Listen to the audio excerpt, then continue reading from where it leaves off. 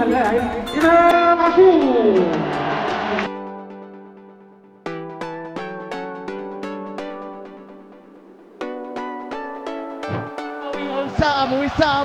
وسام عطى في الجهة اليمنى وكرة طويلة. عاشور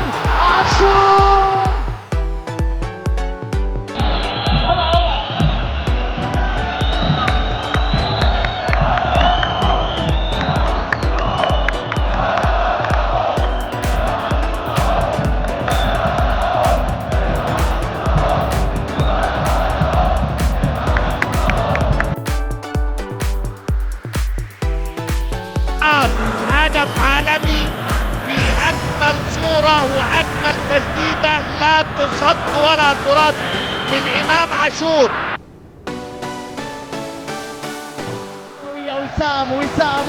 وسام عطى في الجهة اليمنى وكرة طويلة. عاشور